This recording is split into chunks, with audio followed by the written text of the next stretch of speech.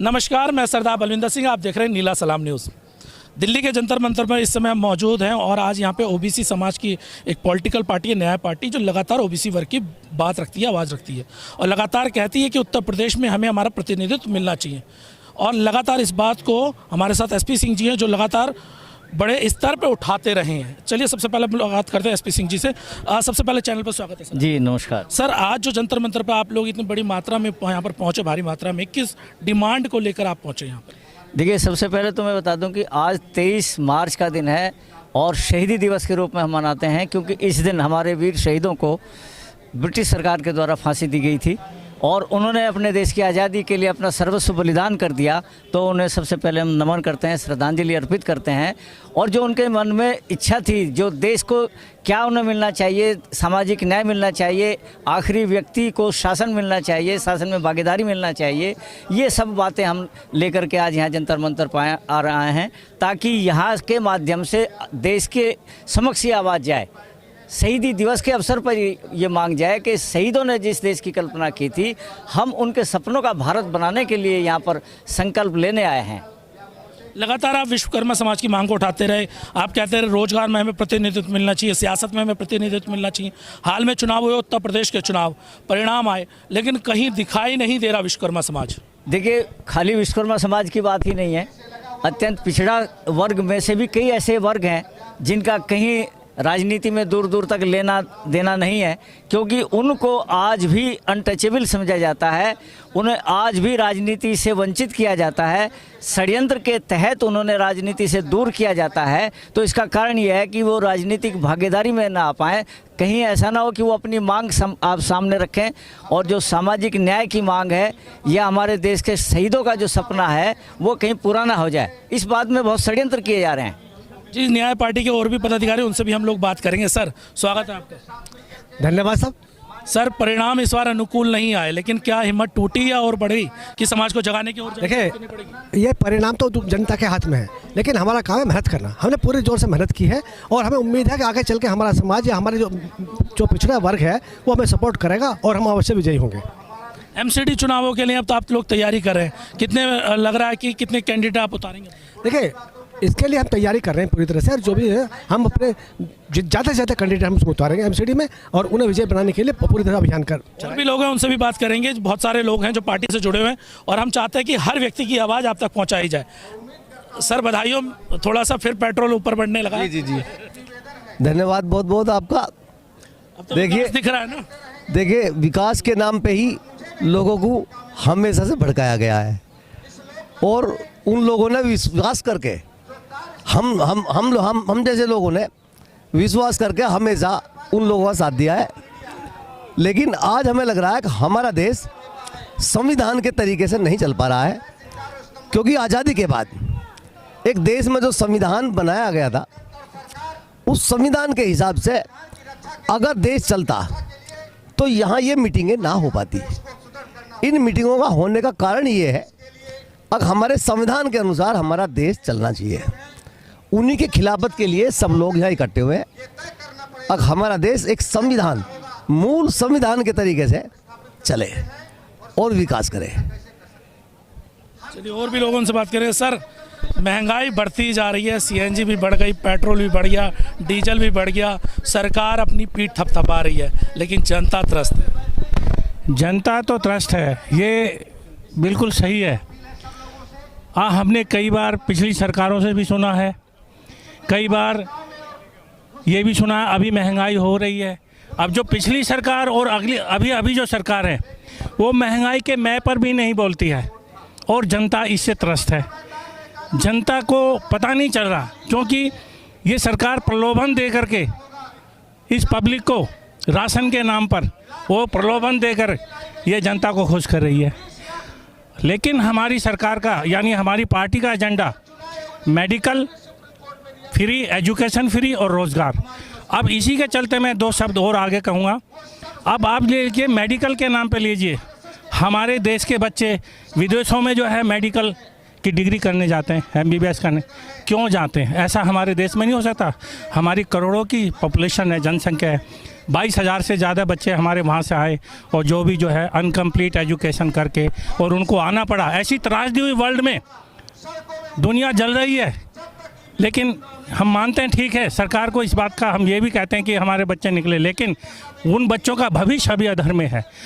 ऐसा क्या हम अपनी सरकार को इस चीज़ के लिए बात नहीं कर सकते या हम मना नहीं सकते कि हमारे बच्चों का एजुकेशन यहाँ हो, हमारे बच्चे डिग्रियाँ यहाँ करें, MBBS की डिग्रियाँ, बड़ी डिग्रियाँ तो ठीक है, MBBS जैसी हमारे देश में डॉक्टरों की कमियाँ हैं, MBBS जैसी डिग्रियाँ हमारे यहाँ होनी चाहिए और उनको कुछ जो है रियायत दे करके, जैसे कि वहाँ पे 20-22 लाख में एक डिग्री होती है MBA, यहाँ पे करोड़ों की होती है। ऐसा क्यों? इंजीनियर के कॉलेज खोले हुए हैं, इंजीनियर के नाम पर लोगों को स्कूल में जो है एडमिशन दे करके उनको इंजीनियर बना, बट वो जो है मैं ये समझता हूँ कि इसमें सक्षम में कमी है। बच्चे इंजीनियर की डिग्री ले लेते हैं लेकिन उनको जॉब नहीं है। लेकिन सरकार तो आप ही लोग चुनते हैं ना सर। सरकार हम लोग चुनते हैं, ये देश डेमोक्रेटिक कंट्री है। हम इसमें जो है एक आदमी के 10 फॉलोवर हैं, एक आदमी के 15 फॉलोवर हैं, तो कोई जस्टिफाई नहीं कर पाता कि हु विल विन, क्योंकि सब संघर्ष कर रहे हैं, सब अपनी बात कह रहे हैं, सब अपनी बातों को प्रभावित करने का अलग अलग अंदाज है। देखिए जनता परेशान है फिर भी परिणाम उनके हक में, ये बड़ा देखने वाली बात है। वही मैं बात अनाज, जब हम उत्तर प्रदेश कवर कर रहे थे लोग कह रहे थे अनाज मिल रहा 5 किलो अनाज में खुश है, लेकिन अच्छी शिक्षा के लिए वो खुश नहीं होते, यानी उन्हें अच्छी शिक्षा नहीं चाहिए लेकिन 5 किलो अनाज मिल रहा है उससे खुश हैं। महिला है, उनसे बात करें, बजट बिगड़ा नहीं बिगड़ा? बजट तो बिगड़ा हुआ है इस पूरा। तो सरकार कैसी लग रही है? सरकार तो सबको अच्छी भी लग रही है और अच्छाई कुछ दिखाई भी नहीं पड़ रही है। हमें तो अच्छाई कुछ दिखाई पड़ ही नहीं रही इसमें, क्योंकि दिन दुगनी रात चौगुनी हो रही, महंगाई पे भी जो है। तो इसमें महिला क्या करेंगी और जेंट्स क्या करेंगे? बच्चों की नौकरी नहीं है किसी की भी। महिला सुरक्षा को बड़ा इन्होंने वो बनाया था कि महिला सुरक्षा बहुत हमने काम किया। क्या लगता है सुरक्षा। उत्तर प्रदेश में महिला सुरक्षा हुई? कहाँ है महिला सुरक्षा? जितने भी कांड हुए हैं किसी का न्याय मिला आज तक? अच्छा, आपकी पार्टी आएगी तो क्या काम करेगी? दिल्ली एमसीडी चुनाव की तैयारी कर रहे हैं ना आप लोग, अगर दिल्ली एमसीडी में अगर पार्टी के अगर यहाँ से मेयर बनते तो क्या काम करेंगे? हमारी पार्टी करेगी जो मतलब हम जो पिछड़े जो उसको साथ लेके चल, हम सब लोगों को साथ लेके चलेंगे, लेकिन लोग अपना साथ तो दें। सब लोग साथ होंगे तभी तो साथ दिया जाएगा। युवा भी हमारे साथ है, युवा से बात करें। मैं चाहूँ थोड़ा सा इधर आ जाइए भाई जी, नाम बता दीजिए क्या है? मनीष कुमार पंचाल। मनीष जी, रोजगार तो बहुत मिला है इस बार। नहीं, मैं इस बार की बात नहीं करूंगा, चूंकि ये पीड़ा आज की नहीं है, बहुत बड़ी पीड़ा है। और इस पीड़ा का जो कारण है वो है लोगों का अशिक्षित होना, राजनीति के प्रति अशिक्षित होना। हम लोग पढ़ लिख के किस अच्छी नौकरियों पर किसी भी रूप से यदि लग भी जाते हैं तो हम समझते हैं कि भाई हमारा काम हो गया, बस बात खत्म। तो इसी वजह से जो देश का काफ़ी बड़ा तबका है वो अपने अधिकारों से वंचित रह जाता है। क्योंकि सरकार जब चुनी जाती है, किन कारणों के लिए सरकार चुनी जाती है? अच्छी शिक्षा के लिए, अच्छे रोजगार के लिए, और वो शिक्षा और रोजगार के कोई भी मुद्दे नहीं उठाते हैं, केवल और केवल न्यूज़ में या चैनलों में कुछ दिखाने के लिए करते हैं। लेकिन वास्तविकता ये है, आज का जो भारत का भविष्य है वो युवा पीढ़ी है। और युवा जी मैं यही कहना चाहूँगा कि आज सब लोगों को इस बात पे चिंतन करना चाहिए कि आज हमारा देश किन किन कारणों से पिछड़ा है। उन कारणों को हमें छोड़ना पड़ेगा। हमें झूठी मैं और अहंकार और अपने धर्म और जातियों को लेकर के जो मन में ग्लानिनता एक दूसरे ने बनाई हुई है उसको ख़त्म करना पड़ेगा। सर्वप्रिय धर्म हमारा एक ही धर्म है, वो है मानवता का धर्म। इस धर्म को धर्मशिला, आधारशिला बनाते हुए भारत के भविष्य के लिए हम लोगों को काम करना पड़ेगा। और शिक्षा के प्रति लोगों को जागरूकता लानी पड़ेगी। अपने अधिकारों के लिए स्वयं उनको सड़कों पर आना पड़ेगा। क्रांति के लिए हमें अपने घर में ही भगत सिंह को पैदा करना पड़ेगा। पड़ोस के घर से कोई भगत सिंह निकल के हमें क्रांति नहीं ला सकता। और आज के दिन हम उन क्रांतिकारियों को याद करने का क्या कारण है? उन क्रांतिकारियों को याद करने का कारण ये है कि जिस प्रलोभन के लिए, जिस काम के लिए उन्होंने अपनी शहीदी दे दी, आज भी वो काम कहीं ना कहीं अटका हुआ है। हम लोग आज़ाद जरूर हुए हैं लेकिन आज भी हमारी मानसिकता उस गुलामी से ग्रसित है जिस गुलामी के कारण हम एक दूसरे से लड़ाई करते हैं। मानवता का हम बिल्कुल ख़त्म करते जा रहे हैं। हमारे बीच हिंदू, मुस्लिम, सिख, ईसाई के मुद्दे उठ रहे हैं जिसमें कि ये मुद्दे उठने नहीं चाहिए। भारत वो संस्कृति का देश है कि जहाँ हर धर्म और हर मजहब और हर जाति की उन्नति के लिए काम किए गए हैं। जी, भारत वो उस सर मेरा यही सवाल मन के आ रहा है, जब तमाम जनता त्रस्त है और कहीं ना कहीं सरकार से नाराज़ है, फिर भी सरकार अपनी सरकार को दोबारा बना देती वो पार्टी अपनी सरकार बना लेती।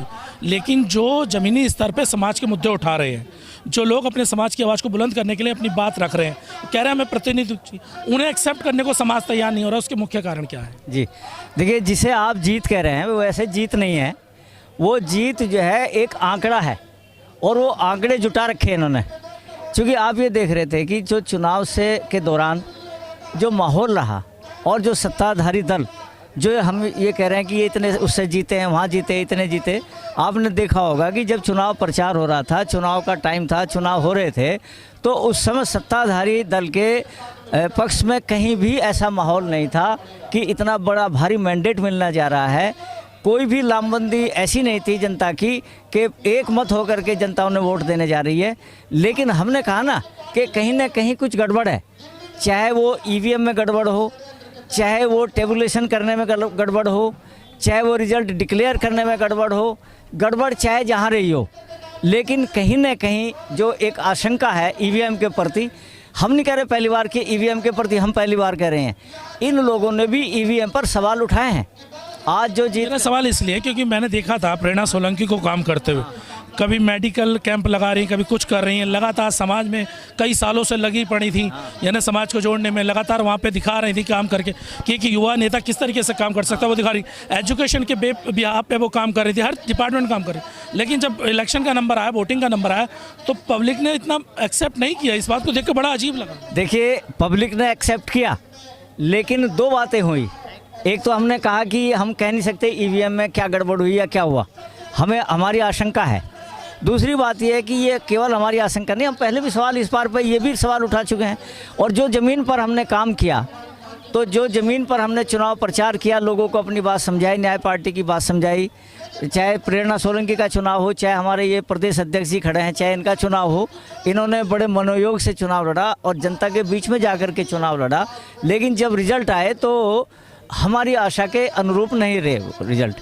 इसके लिए हम जो है दोष ये देना चाहते हैं, और चुनाव आयोग को भी ये शिकायत हम करना चाहते हैं कि हम मांग कर रहे थे पहले से ही कि ये चुनाव ईवीएम से क्यों करा रहे हो आप, जबकि जो एडवांस कंट्रीज़ हैं वो चुनाव अपने जो करा रहे हैं वो ईवीएम छोड़ चुके हैं।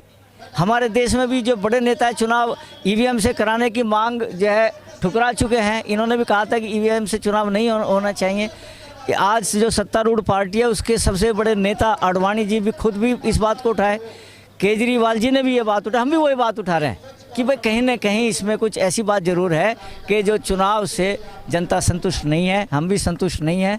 लेकिन जो है वो उसे हम स्वीकार मैसेज दिया है कि चुनाव जरूर लड़ना चाहिए। जब तक हम लोग समाज में राजनीतिक भागीदारी नहीं लेंगे तब तक हमारे समाज का उद्धार नहीं हो सकता। जो दलित है, पिछड़ा वर्ग है, या विश्वकर्मा समाज है, जो ऐसे वंचित और शोषित लोग हैं, उन्हें तो सामने आना पड़ेगा और उन्हें एकजुट होना पड़ेगा। जब तक वो एकजुट नहीं होंगे तब तक उन्हें कोई उनकी समस्या का समाधान नहीं होगा, और ना ही उन्हें कोई जो सरकार की सुविधाएं हैं, जो सरकार से जो लाभ मिलते हैं, वो उन्हें कभी लाभ नहीं मिल सकते। तो मेरा उन सबसे यही संदेश है कि भाई एकजुट हो जाओ, सब कुछ भूल के एक अपने संगठन बनाओ, क्योंकि जनता ही जनार्दन है, जनार्दन ही जनता है। जब तक जनता की आवाज़ एक नहीं होगी तब तक कोई भी आदमी कामयाब नहीं हो सकता। भले नेता चाहे कितना अच्छा हो, लेकिन जब तक उसकी जनता एक साथ नहीं होगी, उस पर जनता उस पर दबाव नहीं देगी, जनता जब तक उस पर दबाव नहीं देगी तो उसके अनुरूप काम नहीं कर पाएगा। तो इसलिए जनता का एकजुट होना बहुत ज़रूरी है। और मेरा जनता का यही संदेश है, युवाओं से भी यही संदेश है कि वे एकजुट हों, तभी उन्हें शासन में भागीदारी मिल सकती है, तभी उन्हें जीवन में उन्नति मिल सकती है, तभी उनका भविष्य उज्ज्वल हो सकता है। और जो लोग थोड़े से लालच में आके इधर उधर भटक रहे हैं, वो भटकते रहेंगे, उनका भविष्य कभी सफल नहीं हो सकता, कभी उनका भविष्य मतलब कभी उनका उज्ज्वल नहीं हो सकता। जी सर, आप